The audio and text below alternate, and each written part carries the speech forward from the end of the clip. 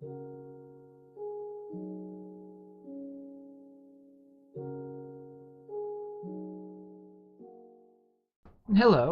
I just created a pretty cool. I think it's pretty cool. It's a really neat piston door. I'm very fond of redstone, and I'm pretty. I'm pretty handy with it. I'm not great at it, but I'm okay at it. So what I did was I created this door.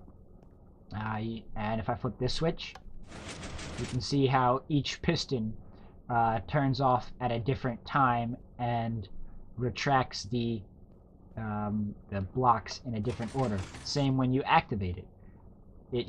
It turns off in a circular fashion, and it turns on in a circular fashion. I just think this door is pretty cool. And another feature that I added, if I turn this on to open the door, and I want to walk through, but then I want to turn off the door, I can just flip this switch, and I'll close the door. And I can also flip this switch again and turn the door back on, and then turn it off again, and then turn it back on, or even, oops, or even off from this side. No matter which order I toggle these switches in, this door will turn off, and I think it's a pretty neat door. I mean, you could use it for anything. If you really wanted to make it tough to get through, you'd make these blocks out of obsidian and all the blocks around it out of obsidian. Therefore, this door becomes then impossible to get through, even if they can see through it. They can't get through it. So I'll just show you guys a little bit of how it works. Let me get back over to the other side. Okay.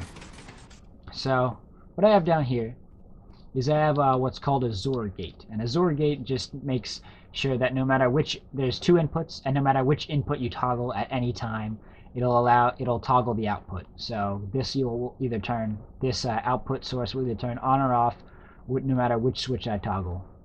And I'll do a further video on the XOR gate. It's a pretty little neat contraption. This is about the most compact way I've ever seen it made. I mean, I didn't design it like this. Someone else. I saw this somewhere else, and it's just been a pretty neat, compact way of putting it.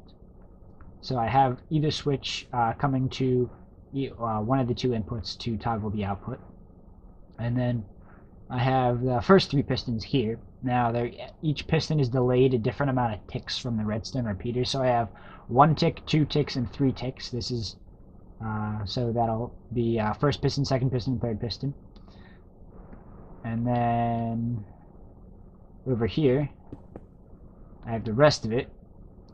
This one has this redstone repeater here has 3 ticks, and then this one creates 4 ticks going into this the fourth piston. Then I travel up here, and this one creates 4 ticks going into this piston. And the reason I needed 4 ticks to go to that piston because the fourth tick does not have an output other than the piston, and the third tick just kind of keeps coming up here without the fourth tick. So I had to make a fourth tick, and then add a fifth tick, sixth tick, and 7th tick. And then the last one down here is 8 ticks because the 7th tick doesn't continue onwards, it just goes directly into the piston. I have 4 ticks here, and then the redstone repeater that goes into the last piston has 4 ticks on it, bringing up 4 and 4 make 8. So this is a pretty cool door. Let me get down here. And no matter which, I just like watching it. It's kind of cool, you know. But I'll go into well, if you want to see a very vague outline of what it looks like when it's not, where'd the roof go? Oh, or when it's not buried on the ground. This is a very vague idea of what it looks like out in the open. This is actually a slightly different design because if I toggle, it does work, but 2 blocks go in at a time, so it's not quite as cool, but it does make I think it makes a slightly more compact design. I don't know. I can't tell the difference, but it has the same idea with the XOR gate and then the alternating retracting and extending pistons. Yeah, it's a neat invention that I made.